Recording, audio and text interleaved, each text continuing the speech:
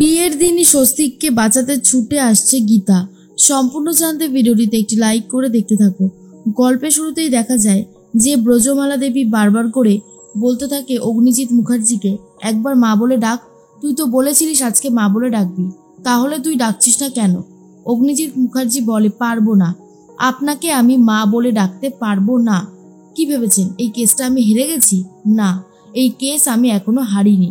এটা নিয়ে আমি উচ্চ আদালতে যাব, আর তারপর সেখান থেকে জিতে ফিরব। দেখি আমার এই জয় কে আটকাতে পারে। এই বলেই অগ্নিজিৎ মুখার্জি চলে যায়। তখনই জাগৃতি বলে, মা এসব কেন করছেন? আপনি বুঝতে পারছেন না আপনার ছেলের কষ্ট হচ্ছে? তা জেনে শুনেও আপনি যে কেন এইসব করছেন বুঝতে পারছি না। ব্রজমালা বলে, কেন, আমি কি ভুল কিছু বলেছি? তোমার বরকে সামলাও, সে বরং অন্যায় করেছে। সে আমায় বলেছিল কেসে হেরে গেলে সে আমাকে মা বলে ডাকবে। আজকে সে হেরে গেছে, কিন্তু তবুও মা বলে ডাকলো না। ওকে আমি অনেক কষ্ট করে মানুষ করেছি বৌমা, জানো তো, কিন্তু আজ সে দাম দেয় না। তবে হ্যাঁ, সত্যের পক্ষে থাকলে জিত একদিন হবেই, সেটা দেরি করে হলেও হবে। গীতা এলএলবি সেটা প্রমাণ করে দিয়েছে। অন্যদিকে গীতা আর পদ্ম বস্তিতে ফিরে আসতেই বস্তির লোকজনরা দারুণ গান গেয়ে মজা করতে থাকে আর বলে, অবশেষে যে আমাদের গীতা জয়লাভ করেছে তার জন্য আমাদের দারুণ আনন্দ হচ্ছে। গীতা, তুই একদম ঠিক করেছিস, ওই অগ্নিজিৎ মুখার্জির গালে একেবারে চুনকালি মেখে দিয়েছিস। এর মধ্যে সবাই মিলে যখন আনন্দ হই হুল্লোড় করতে থাকে তখনই চলে এসেছে স্বস্তিক গীতার সাথে কথা বলতে। স্বস্তিক তখন বলে, লেডি সালমান খান, আপনার সাথে কথা আছে। আপনাকে আমি বলেছিলাম আপনি যদি পদ্মর এই কেসটায় জিতে যান তাহলে আমি আপনাকে সিঁদুর পরিয়ে নিজের স্ত্রী বানিয়ে আমাদের বাড়িতে নিয়ে যাব। সেই সময়টা কিন্তু চলে এসেছে। আমি পুরোহিত মশাইয়ের থেকে ভালো সময় দেখে রেখেছি, আর তারপরেই আপনাদের বিয়েটা হবে। আপনি কিন্তু এখন কথার খেলাপ করতে পারবেন না লেডি সালমান খান, কারণ আপনি আমাকে বলেছিলেন। বলুন, বলেননি? তখন গীতা বলে, স্বস্তিক বাবু।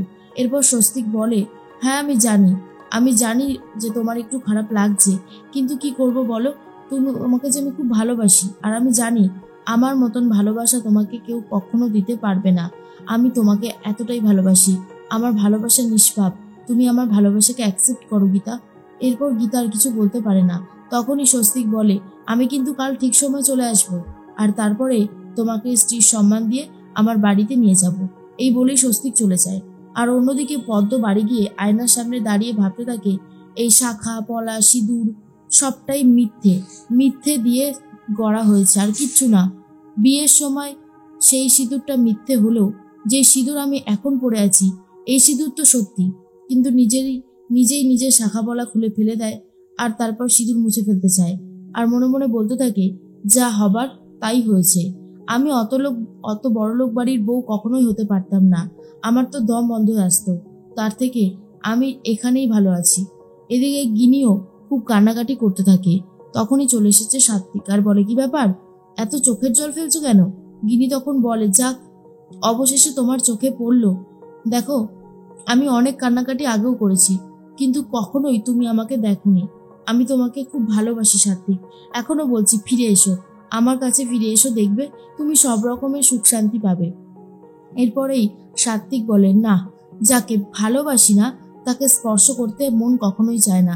আমি শুধু ভালোবাসি গীতাকে, আর আমি গীতাকেই বিয়ে করব, সুখে শান্তিতে সংসার করব, বুঝেছ?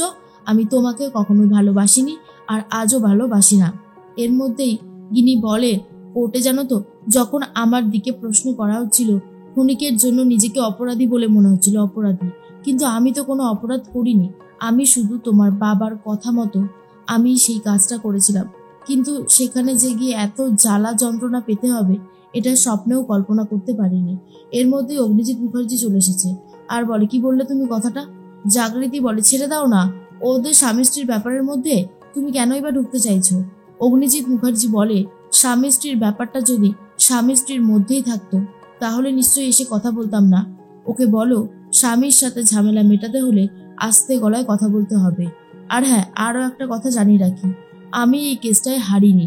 আমি এই কেসটা নিয়ে উচ্চ আদালতে যাব, আর সেখান থেকে জিতে ফিরব। দেখি আমাকে কে আটকাতে পারে।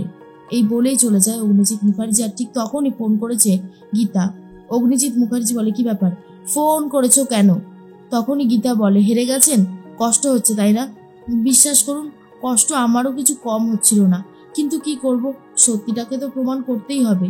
আর সেই সত্যি প্রমাণ করার জন্য যদি আপনাকে কাঠগড়ায় দাঁড় করাতে হয়, তাহলেও আমি পিছুপা হব না। এরপর অগ্নিজিৎ মুখার্জি বলে, চুপ করো, আমি এই কেসটা নিয়ে উচ্চ আদালতে যাব, আর এই কেসটার সমাধান আমি করে তবেই ছাড়বো। দেখি তুমি কি করে আটকাতে পারো। গীতা বলে, যেখানে খুশি যেতে পারেন, যেখানে খুশি যান, তবে কোনো লাভ হবে না, কারণ আপনার এই কারসাজিটা ঠিক সবার সামনে চলে আসবে, বুঝতে পেরেছেন? বলেই ফোনটা কেটে দেয় গীতা। এর মধ্যেই চলে এসেছে স্বস্তিক। স্বস্তিককে দেখার পর জাগৃতি অবাক হয়ে যায় আর বলে, স্বস্তিক তুই এখানে? স্বস্তিক বলে, মা, গীতার জন্য যে সমস্ত গয়নাগুলো রেখেছিলে, তারপরে শাড়ি আর যা যা আছে সব কিছু আমাকে দাও। জাগৃতি তখন বলে, কেন, তোর হাতে দেবো কেন? স্বস্তিক বলে, কারণ কালকে একটা ভালো সময় আমি দেখে রেখেছি, মন্দিরে যাব, পুরোহিত মশাইকে বলাও আছে, কাল আমার আর গীতার বিয়েটা ফাইনালি সম্পন্ন হবে। আগের দিন তো সিঁদুরদানটা হয়নি, বাকি সবই হয়েছিল, কিন্তু কালকে সিঁদুরদানটা হবে। তাও তুমি বাকি জিনিসগুলো আমার হাতে তুলে দাও। তখনই সাত্বিক বলে, তোকে তোকে গীতা ভালোবাসে না, তুই কেন বুঝতে পারছিস না? তখন স্বস্তিক বলে, আমাকে ভালোবাসে না তো কাকে ভালোবাসে? তোকে। তুই বিবাহিত, সেই কথাটা কি ভুলে গেছিস? এরপর সাত্বিক বলে, কিসের বউ, কিসের বিবাহিত? আমি কোনোভাবেই ওকে আমার স্ত্রীর সম্মান দিতে পারবো না, আমি এটা জানিয়ে দিলাম। স্বস্তিক বলে, সেটা তোর গাফিলতি, আমার দিকে হাত বাড়াস না, তাহলে কিন্তু ভালো হবে না। অন্যদিকে কৃপান তো জেলে রয়েছে। কৃপান জেলে প্রচন্ড রাগারাগি করতে থাকে। কাব্য তখন বলে, তোর যে এই অবস্থা হবে এ আমরা কল্পনাও করতে পারিনি।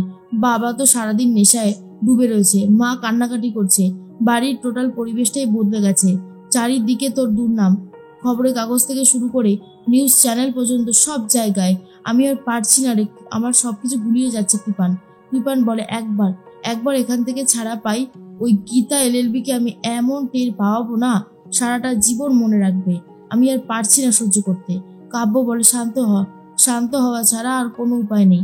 ভজন বলে, সবকিছু ঠিক হয়ে যাবে, সবকিছু ঠিক করে দেবে আমাদের স্যার অগ্নিজিৎ মুখার্জি। কৃপান বলে, থামো তো, থামো, অনেক কিছু করেছে তোমার স্যার, আমার জন্য কিচ্ছু করতে পারলো না, আমার তো 3 বছরের জন্য জেল হয়ে গেল, কি করবো আমি এবারে? ভজন বলে, উচ্চ আদালতে আপিল করা হচ্ছে, তোমাকে সসম্মানে বাড়ি ফিরিয়ে দেওয়া হবে, চিন্তা করো না। এদিকে গীতা পরের দিন সকাল হতেই রেডি হয়ে গেছে। ফোন করেছে স্বস্তিকার, বলে, রেডি সালমান খান, আমি কিন্তু একদম রেডি আছি, পাঞ্জাবি পরে নিয়েছি, তারপর আপনার বাড়ির দিকে এগিয়ে যাচ্ছি। মন্দিরেও সবকিছু ঠিক হয়ে গেছে। আমার না আজকে দারুণ লাগছে, খুব মজা হচ্ছে, শুধু ভাবছি আমি তোমাকে কখন বিয়েটা করব। আর তো সময় বেশি বাকি নেই, আমি পুরোহিত মশাই থেকে ভালো একটা সময় নিয়েছিলাম, সেটা এক্ষুনি হয়ে যাবে, আমি এক্ষুনি আসছি তোমার কাছে। ঠিক তখনই স্বস্তিকের মাথার পেছনে কেউ একটা আঘাত করে, আর তারপর স্বস্তিক মাটিতে লুটিয়ে পড়ে। আওয়াজটা শোনার পর গীতা বলে, কি হলো স্বস্তিকবাবু, কি হয়েছে আপনার? কিন্তু তখন আর কোনো উত্তর পায় না গীতা। স্বস্তিককে বাঁচাতে ছুটে আসছে গীতা।